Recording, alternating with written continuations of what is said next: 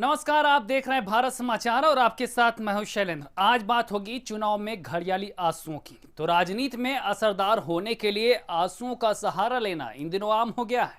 सियासतदान जनता से emotionally connected होने के लिए ऐसा करते हैं या उनकी भावनाओं का गुबार होता है जो जनता के बीच जाते ही छलक पड़ता है, जिससे राजनीति के शूरमा से लेकर नए चेहरे तक चुनाव में आंसू बहा रहे हैं। अभी तक इस फहरिस्त में साध्वी प्रज्ञा ठाकुर, आजम खान, जयाप्रदा और शायर इमरान प्रतापगढ़ी का नाम जुड़ चुका है। तो आइए आपको दिखाते हैं घड़ियाली आंसुओं की 20 कहानियां।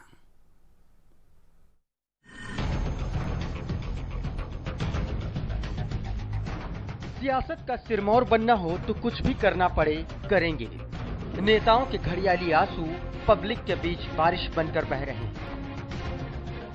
हर कोई खुद को सताया हुआ साबित करने पर तुला हुआ है। नेताओं पर बयानबाजियों का दौर हावी होने के बाद विक्टिम कार्ड सबसे सेफ साइड बन गया है। कई बड़े नाम हैं, साध्वी प्रज्ञा ठाकुर, आजम खान, जयाप्रदा और मुरादाबाद से कांग्रेस के प्रत्याशी इमरान प्रतापगढ़ी। हर कोई चुनाव की चाशनी में नहाना चाहता है, तो उसके लिए आंसुओं का सैलाब भी मंच पर लाना पड़े तो कोई गम नहीं। कि मुझे सांसदी का टैग लगवाना मेरा मकसद नहीं है। मुझे आपके लिए आवाज उठानी है, मुझे आपके लिए लड़ना है। मेरी मैं बड़ी उम्मीदें लेकर तुम्हारे शहर में आया हूँ। मैं तुम्हारे शहर से जाने नहीं आया हूँ। मेरी माँ ने मुझे एक दिन फोन किया, जब मैंने पहले दिन तहसील स्कूल पे ये कहा कि मेरी मिट्टी मुरादाबाद की मिट्टी में मिल जाए, तो मेरी माँ ने मुझे फोन करके कहा कि तुम चुनाव हारो या जीतो, लेकिन इस तरह की बात मत करो। चुनाव 2019 का है तो नेता अपनी अपनी गोटियां फिट करने के लिए पब्लिक पर इमोशनल अत्याचार करने से भी पीछे नहीं रह रहे हैं। आजम खान रामपुर से समाजवादी पार्टी के प्रत्याशी हैं। अपने उलूल जुलूल बयानों के लिए जाने जाते हैं। मंच से कुछ भी बोल देना इनकी फितरत में है। इनको बदजुबान आजम भी कहा जाता है, लेकिन इस पर भी जब उनकी बात नहीं बनती है तो फिर आंसुओं से काम चलाया जाता है। पहले भड़कीले भाषण, फिर धार्मिक ध्रुवीकरण की कोशिश, और जब वो भी काम नहीं आई तो आखिरी हथियार आजम खान ने चलाया अपने घड़ियाली आंसुओं का। देखिए जरा। क्या इंतहा होगी जुल्म की। जाकर देखो रामपुर शहर छावनी बना हुआ है। दरवाजे तोड़े जा रहे गरीबों के घरों के। गरीबों के घरों में कहाँ पैसा मिलेगा? पैसा तो कोई और बांटेगा, मैं तो मोहब्बत बांटूंगा। और है क्या मेरे पास? चंदे से लड़ रहा हूं। ये चुनाव मेरे पास नहीं है। मैं नहीं लड़ना चाहता था ये चुनाव। मुझे काहे के लिए तैयार किया इस चुनाव को लड़ने के लिए?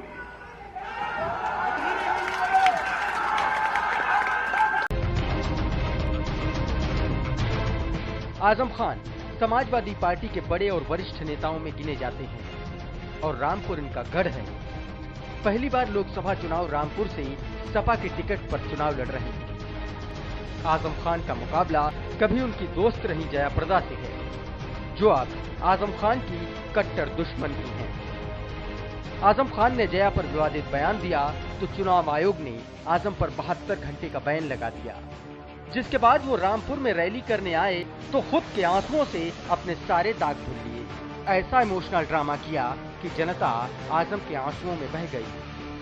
मैं जुल्म से नहीं घबराऊंगा, लेकिन कमजोरों के साथ जुल्म करोगे मुझसे बर्दाश्त नहीं होगा। मैं अपने अल्लाह से आपके सबके सामने अर्ज कर रहा हूं कि अल्लाह फैसला कर, अल्लाह इंसाफ कर। बहुत देर लग रही है तेरे इंसाफ में। बैन के बाद आजम मंच पर लौटे तो गला भावनाओं से रुंधा हुआ था। खुद को दुनिया का सबसे बड़ा पीड़ित बताने का काम मंच से जारी था। आजम रोए जा रहे थे। जनता आजम की भावनाएं देखकर भावुक हुई जा रही थी। आजम मंच से खुद को ऐसा पीड़ित बताने की कसौटी पर रख रहे थे मानो दुनिया भर के जुल्मों ने आजम को पाट दिया। आजम बोलते गए कि रामपुर में गरीबों के घरों को छावनी में तब्दील कर दिया गया। आजम रोए जा रहे थे, लोग ताली बजा रहे थे। आजम की भावनाओं की कद्र करते थे। ये साबित हो रहा था कि आजम ने अपने आंसुओं में सबको वोटों के लिए समेट लिया है। मेरे आंसू किसी डर खौफ के नहीं है, उस मोहब्बत के। मैं सारे रास्ते रोता हुआ आया हूँ, मैं सारे रास्ते आपकी मोहब्बत का एहसास करता हूँ। मैं क्या दे सकता हूँ इसके बदले में आपको? एक शख्स जिसके खाली हाथ है, वो क्या दे सकता है सिवाय इसके कि वो मोहब्बत करे आपसे, सिवाय इसके कि आपके बच्चों के मुस्तकबिल को संवारने की कोशिश करे। रामपुर में माहौल आजम के मंच तले उनके घड़ियाली आंसुओं के बीच कसमसा रहा था, लेकिन चुनाव का माहौल है तो एक एक आंसू की कीमत वसूल भी तो करनी है। आजम के आंसू रामपुर में मशहूर हो रहे थे। मंच पर माया और अखिलेश मौजूद थे। आजम बोलते जा रहे थे कि मैं तो रामपुर में मोहब्बत बांटने आया हूँ और इसके सिवा मेरे पास है ही क्या। लेकिन सियासत ये बात बहुत बारीकी से समझती है कि हर आंसू में वोट की चमक का पारा अलग ही दिखता है। मोहब्बत बांटते बांटते आजम रामपुर से 9 बार विधायक रहे।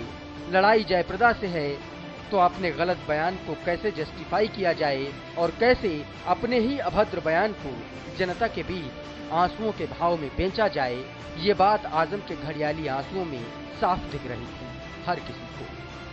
कान पकड़ के उठा लिया, टांग लिया गया उन्हें, यही गुनाह है ना मेरा? मेरे पास दौलत नहीं, पैसा नहीं, नाम नहीं, शोहरत नहीं, खानदान नहीं, क्या है मेरे पास? आजम ने अपने आंसुओं से ऐसा समा बांधा कि जनता नारे और तालियों में मशगूल हो गई। तभी आजम ने अपना एक और पैंतरा चल दिया। कहने लगे, मुझे तो चुनाव लड़ना ही नहीं था, मैं कतई नहीं चुनाव लड़ना चाहता था, मुझे तो रामपुर के लोगों की चिंता है। आप लोग अगर चाहेंगे तो चुनाव लड़ूंगा। मेरे खिलाफ लोग साजिश करते हैं, मैं कहां जाऊं, क्या करूं? बीजेपी के लोग मेरी हत्या करवा देना चाहते हैं। आजम का विक्टिम कार्ड रामपुर की जनता के विचारों में तैरने लगा। लोग आजम आजम चीखने लगे, लेकिन इन घड़ियाली आंसुओं का मतलब कोई जानेगा कैसे, क्योंकि दिल के अरमान आंसुओं से बह रहे थे और आजम वोट की चोट पर आंसुओं का मरहम लगा रहे थे। इस मिट्टी को बंद करो और 23 तारीख का इंतजार करो। अगर तब तक हम जिंदा रहते हैं तो जिंदा ही रहेंगे, अगर जिंदा रहते हैं तो जिंदा ही रहेंगे। मर्द को दर्द नहीं होता, फिल्मों का ये डायलॉग चुनावी मर्दों पर लागू नहीं होता। जयाप्रदा के आंसुओं का जवाब आजम खान ने अपने आंसुओं से दिया। रामपुर में आंसुओं की चुनावी प्रतियोगिता चल रही है। रामपुर में जनसभा से मुखातिब होते हुए आजम खान को याद आया इलेक्शन कमीशन का बैन। 72 घंटे की चुप्पी ने तोड़े आजम खान के हौसले, तो आंखों से बह निकले आंसू। कहने लगे, मैं तो चुनाव ही नहीं लड़ना चाह रहा था, पर अब जब लड़ ही रहा हूँ तो 23 मई को हर जुल्म का जवाब दूंगा। रामपुर की गदर में जया की तरह अपने ऊपर हो रहे हमलों का जवाब आजम खान ने आंसुओं से दिया। पहले जहरीली बयानबाजी भी करते हैं और जया के आंसुओं के जवाब में आंसुओं की धारा भी बहाते हैं। लाशों के और मरे हुए इंसानों की आंखों से आंसू नहीं बहते। हम अपने हर आंसू का हिसाब लेंगे इंशाअल्लाह।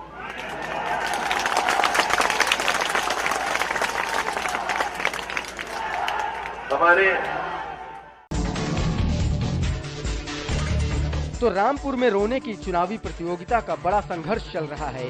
कभी आजम रोते हैं तो कभी जया रोती हैं, कभी आजम गाली देते हैं तो कभी जया। यानी सियासत के फुटबॉल मैच में जैसी गेंद पास हो रही है वैसा ही उस पर अटैक किया जा रहा है। आजम खान ने जया पर अभद्र टिप्पणी की तो जया ने ये समझने में कतई देर नहीं लगाई कि इस मौके को कैसे एक पॉइंट में तब्दील किया जा सकता है। तो जयाप्रदा ने भरे मंच से आंसुओं की बारिश कर दी, रोने लगी, तो उधर भारत माता की जय के नारे लगाने वालों की कोई कमी नहीं थी। आजम खान साहब को ये आदत है, आदत से मजबूर है ये। अगर ये नहीं करता है तो ये नई बात होगी, लेकिन बात ये है कि इसके स्तर किस तरह का गिर गया है कि ये संविधान को, लोकतंत्र के ऊपर दर्जा उड़ा रहे कि ये कभी सुधरेगा नहीं है। जया और आजम की दुश्मनी से ज्यादा दोस्ती पुरानी है, और दोस्त जब दुश्मन बनते हैं तो तकलीफ तो होती ही है। हालांकि वो बात और है, ये जया और आजम कभी मुंह बोले भाई और बहन हुआ करते थे, वो आज एक दूसरे के कट्टर दुश्मन हैं। आजम कभी जया को नाचने वाली बताते हैं तो जया कभी आजम को कहती हैं कि आजम के चश्मे में एक्सरे लगा है। सियासत के इस इमोशनल अत्याचार में हर कोई अपनी वोट को देख रहा है, तो कभी जया आंसुओं से सत्ता का रास्ता खोजती दिखती हैं, तो कभी आजम अपना चश्मा उतार कर आंसू पोंछते हैं।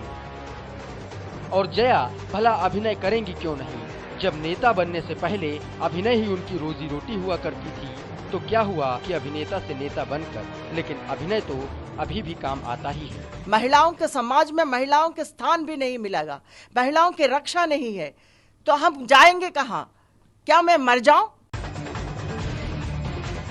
तो जया प्रदा भी खुद पर हमला करवाने का आरोप लगाते हुए आजम को निशाने पर लिया और साथ में आंसुओं का भावनात्मक तड़का भी उसी जनसभा में लगाया। जया ने कहा कि मेरे ऊपर हमला किया गया था और फिर एक औरत होने के बावजूद उन्हें बख्शा भी नहीं गया। इतना कहते ही सियासत के आंसू मार का सैलाब में सारे वोट बटोर लेने की जुगत वाले आंसू बह निकले। जया ने यहाँ तक पॉलिटिकल माइलेज लेने की कोशिश की कि मैं सक्रिय राजनीति में नहीं आना चाहती थी, लेकिन मुझ पर तेजाब से हमला करने की कोशिश की गई, मुझ पर जुल्म किए गए, मुझे रामपुर के होटलों में ठहरने से मना करा दिया जाता था।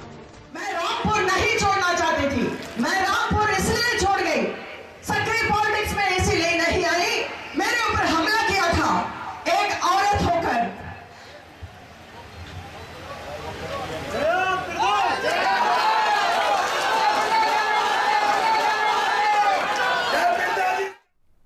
तो घड़ियाली आंसुओं की तस्वीरें और भी हैं, लेकिन यहाँ पर रुकेंगे एक छोटे से ब्रेक के लिए।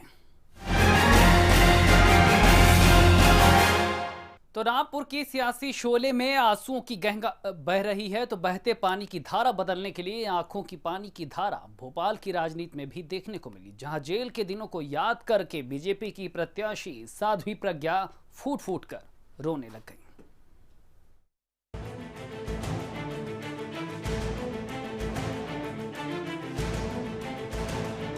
तो रोने की प्रतियोगिता के बीच चुनाव के घड़ियाली आंसुओं का खुलकर मुजाहिरा किया जा रहा है। उत्तर प्रदेश से लेकर मध्य प्रदेश तक आंसुओं के सैलाब तले वोटरों को रिझाने का फुल प्रूफ प्लान पर काम चल रहा है।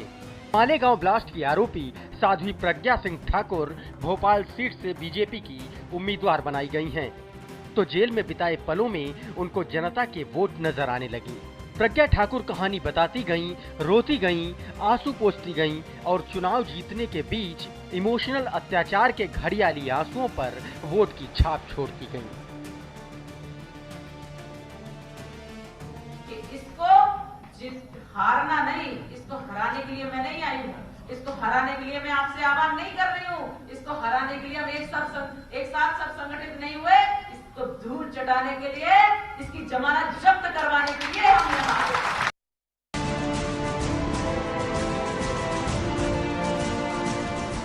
साध्वी प्रज्ञा ठाकुर ने एक एक कर तफसील से जेल की पूरी कहानी बताई, कैसे उन्हें भद्दी भद्दी गालियां दी जाती थीं, कैसे उनको मारते मारते जेल के अफसर बेहोश कर देते थे। प्रज्ञा ठाकुर ने सब कुछ बताया और बताते बताते आंसुओं का जो झरना उनकी आंखों से फूटा, तो फिर कार्यकर्ता सम्मेलन खत्म होने तक थमा नहीं। आंसुओं की बारिश में कौन बनेगा सांसद प्रतियोगिता चल रही है, जिसे देखो खुद को पीड़ित बनाने को लगा है। हर कोई रो रहा है, हर किसी पर जुल्म हुए हैं। देश में कोई उम्मीदवार ऐसा नहीं जिसे सताया न गया। देखकर तो ऐसा ही लगता है। तो फिर कैसे कोई इन आंसुओं पर यकीन कर ले, कैसे न बोले कि ये चुनावी बरसात के घड़ियाली आंसू नहीं है।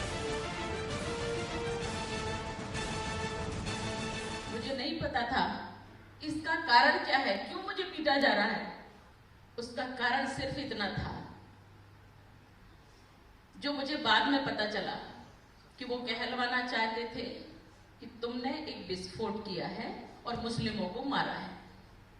ये उनकी राजनीति थी।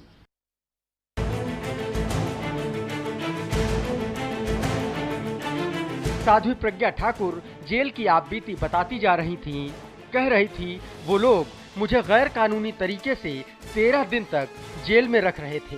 मुझसे जबरदस्ती झूठ बुलवाया जाता था और पहले ही दिन वो लोग मुझे बिना कुछ पूछे मारने लगे थे। सुबह हो जाती थी, पिटते पिटते लोग बदल जाते थे पीटने वाले, लेकिन पिटने वाली मैं सिर्फ अकेली रहती थी। एक रात एक दिन पूरा पीटा, प्रश्न ही नहीं किया कि आखिर क्यों पीट रहे हो। वो बता रही थी कि जब वो जेल में थी तो कुछ लोग चाहते थे कि उन्हें फांसी दे दी जाए, और ये सब बताते हुए प्रज्ञा ठाकुर रो पड़ी। उन्होंने कार्यकर्ताओं को बताया कि जेल में किस तरह से उन्हें टॉर्चर किया जाता था। इस दौरान कई बार उनकी आंखें छलक गईं और बार बार अपने आंसू पोंछते हुए कार्यकर्ताओं को संबोधित करती रही। तो फिर चुनाव के वक्त अगर इस तरह की बातें कुरेदी जा रही हैं, उनके मायने चुनाव जीतने की जुगत वाले क्यों नहीं निकाले जाएं? और क्यों नहीं इन आंसुओं को घड़ियाली आंसू करार दे दिया जाए?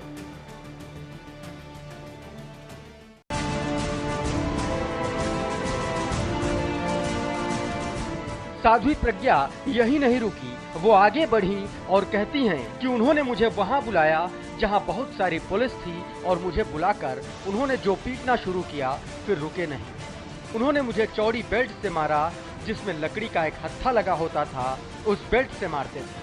एक भी बेल्ट हाथ पे पड़ता तो पूरा हाथ छूट जाता था। आप अगर दूसरा बेल्ट झेल पाएंगे तो आपके हाथ फट जाएंगे।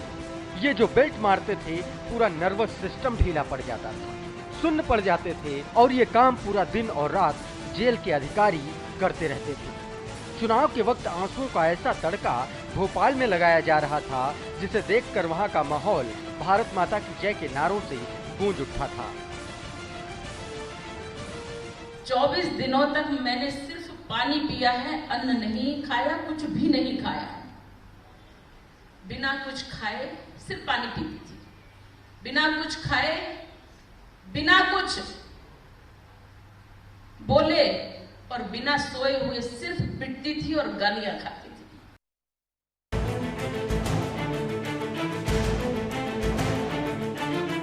साध्वी प्रज्ञा ठाकुर ने अपनी पीड़ा बताने के पीछे का कारण भी बताया, और चुनाव में कैसे ध्रुवीकरण किया जा सकता है इसका तड़का भी आंसुओं के जरिए इमोशनल ब्लैकमेलिंग का तरीका भी इजाद किया भोपाल के कार्यकर्ता सम्मेलन में।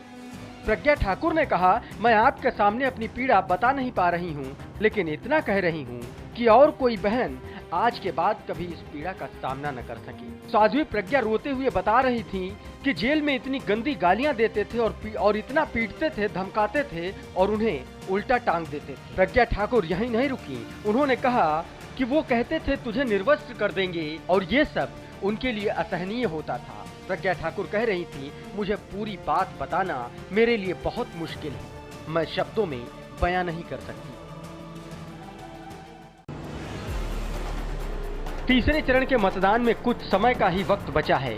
ऐसे में हर दल और हर उम्मीदवार वोटरों को रिझाने के लिए एड़ी चोटी का जोर लगा रहा है, जिसमें वो हर कार्ड अपना रहा है जिससे मतदाता उसकी तरफ आकर्षित हो। कुछ यही कोशिश मुरादाबाद में अब उम्मीदवारों द्वारा की जा रही है। 3 दिन के प्रतिबंध के बाद आजम खान पहले मुरादाबाद में हुई जनसभा में भावुक अपील करते नजर आए, तो वहीं कांग्रेस के उम्मीदवार शायर इमरान प्रतापगढ़ी की जनसभा में अपनी बात कहते कहते रो पड़े। उनके आंसू देख वहां मौजूद उनके समर्थक और जनता उनके लिए नारे लगाने लगी।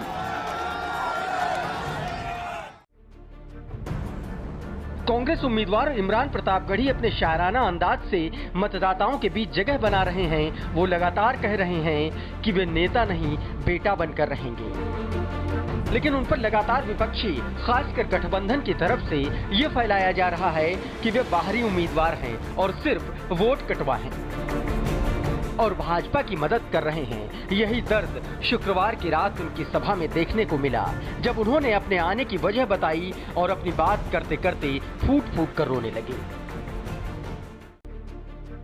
इमरान प्रतापगढ़ी का अंदाज दूसरे उम्मीदवारों से कुछ हटकर है। इमरान प्रतापगढ़ी की खूबी है कि वो विवेकपूर्ण मतदान, धर्मनिरपेक्षता और महिलाओं के मुद्दे पर अपने संदेश को शायरी में पिरोकर पेश करते हैं। युवा नेता की शायरी हमेशा से राजनीति से जुड़ी रही है, लेकिन वो मुख्य धारा की राजनीति में उस वक्त शामिल हुए जब कांग्रेस अध्यक्ष राहुल गांधी की पसंद बने और उन्हें इस मुरादाबाद संसदीय सीट से लोकसभा चुनाव के लिए चुनावी मैदान में उतारा गया। लेकिन दूसरी पार्टियां उन पर बाहरी होने का आरोप लगाती रहीं, जिसका दर्द बीच सभा उनकी आंखों से छलक उठा। राजनीति में नए नए आए इमरान प्रतापगढ़ी मुरादाबाद से भारतीय जनता पार्टी सांसद कुंवर सर्वेश कुमार के खिलाफ मैदान में हैं। प्रतापगढ़ी पहले भी कह चुके थे कि वोट नहीं बटे, इसके लिए वो पूरी कोशिश करेंगे। ये मुस्लिमों के बारे में नहीं है, लेकिन जब यहाँ उनके खिलाफ ध्रुवीकरण की राजनीति होने लगी तो भावनाओं का गुबार उनसे संभाला नहीं गया और मंच से ही फूट फूट कर रोने लगे। इमरान के रोने से माहौल जज्बाती हो गया। उनके नजदीकियों ने उन्हें संभाला। मुरादाबाद में असल लड़ाई काफी चुनौतीपूर्ण है। भारतीय जनता पार्टी चाहती है कि मुस्लिम वोटरों का बंटवारा हो जाए ताकि उसकी जीत आसान हो जाए, लेकिन सपा और बहुजन समाज पार्टी गठबंधन सभी से एक रहने की अपील कर रहा है। ऐसे में देखना ये होगा कि इमरान के आंसू वोटों में तब्दील हो पाते हैं या नहीं, क्योंकि अभी तक अपनी जोशीली शायरियों से लोगों में जज्बा भरने वाले इमरान का ये रूप उन्होंने पहले नहीं देखा था। उनके आंसू और दर्द कितने असली थे ये तो इमरान ही जाने, लेकिन जनता पर आंसू क्या असर करेंगे ये नतीजे तय करेंगे। तो घड़ियाली आंसुओं की 20 कहानियों में फिलहाल इतना ही। दीजिए इजाजत, नमस्कार।